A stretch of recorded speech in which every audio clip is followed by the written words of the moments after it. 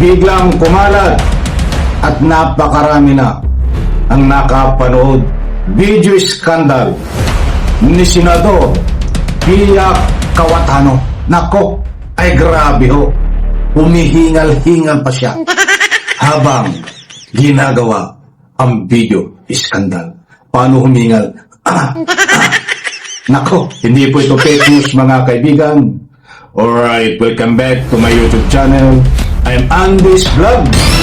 Grabe, itong ibabahagi ko po sa inyo ang paghingal.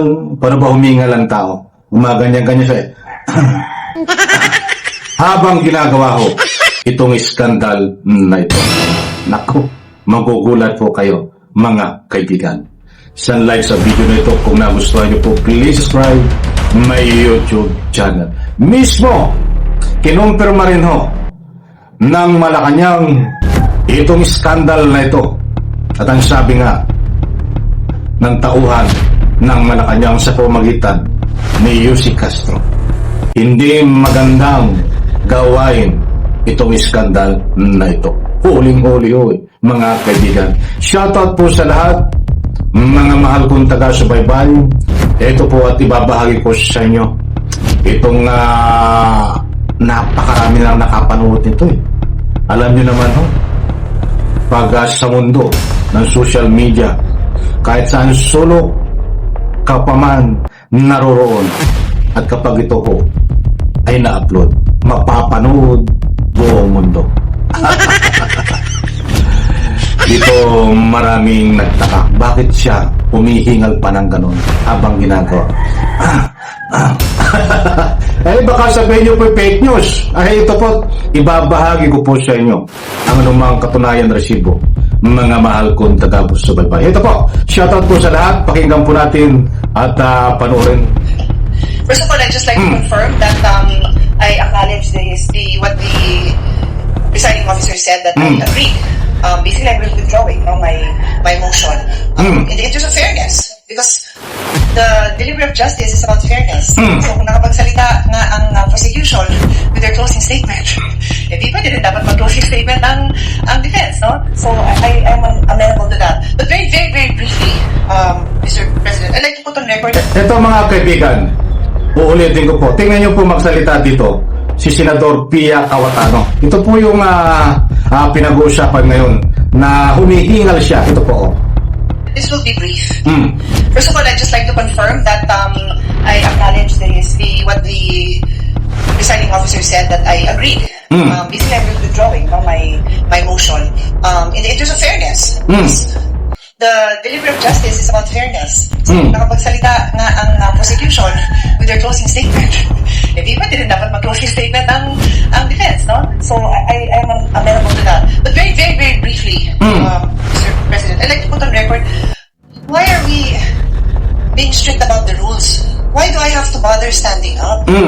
Well, because nothing in this world will run well without the rules. Now, my colleagues, the Senate is a basketball-loving Senate. Dati dito, hilig mag-basketball. Kung ako volleyball player, colleagues ko basketball. I'll use basketball as an example. Will you have a... Mga kaibigan, ipapakita ko po sa inyo. Ito, mismo nagsalita po ang Malacanang diyan. Mga kaybigan, importanteng malaman nyo po ito. Ito, nako, ay matindi ho. Ha? Oh, ito. Si Senator Pia Cayetano. Unang-una gusto po nating kamustahin si Senator Pia Cayetano. Kamusta na po ba, Senator Pia Cayetano? Dahil sa tuwing nagsasalita siya very recently, ay lagi siyang parang hinihingal. At hindi natin alam kung excitement, anxiety. Siguro napansin niyo rin na medyo hingal na hingal si Senator Pia sa kanyang pananalita. Well, anyway, kung yun ang kanyang suggestion, siguro hindi niya na kailangan magpunto sa iba. Maaari naman sa siguro itong gawin. But sinasabi niya na ang Pangulo ay suportado ang majority. Nagsalita po ang Pangulo. Sa isang panayan, kung tayo nagkakamali isa. Ayan mga kaibigan, hindi po tayo nagpapakalat ng mga fake news dito. Mismo ang Malacanang na ho nga nakapansin. Bakit ganito magsalita itong si Senador Pia Cayetano? Humihingal. Ito po, ulitin ko. Unang-una gusto po natin kamustahin si Senator Pia Cayetano. Kamusta na po ba, Senator Senator Pia Cayetano dahil sa tuwing nagsasalita siya very recently, ay lagi siyang parang hingal. At di natin alam kung excitement, anxiety, pero siguro napansin niyo rin na medyo hingal na hingal si Senator Pia sa kanyang pananalita. Ayan, babasa po tayo ng ilang komento mga kaibigan. Importanteng mahalaga po ito. Babasa po tayo. Eto. Tuwing magsasalita si Pia Cayetano, diyan po sa loob ng Senado ay mayroon dalang iskandal. Public iskandal ang tawag dito. Bagkos sinihingal pa. Babasa po tayo. Isa pa. Iskandal na naman yan. Ginawa ni Pia Cayetano. Ba't ang dami nagbibigay dito ng iskandal na naman? Ito pa. May kasama, dapat sinamahan mo ng ungol. Total ang hinihingal ka naman. Ayun, nagbabasa lang ho tayo ng anumang public opinion. Ito pa. Grabe ito mga komento eh. Hindi ko na pinabasa yung iba, mga kaibigan. Kasi medyo Paul na. Eto, para kang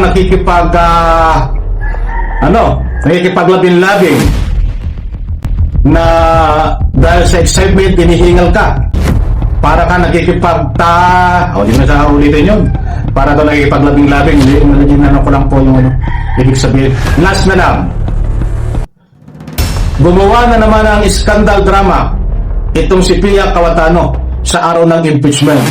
Bakit siya laging may iskandal at laging galit? Bakit hindi naman tama ang kanyang pinaglalaban? And then, the end, ang gusto niyang protektahan ay si Sara Duterte at ang kanyang kapatid.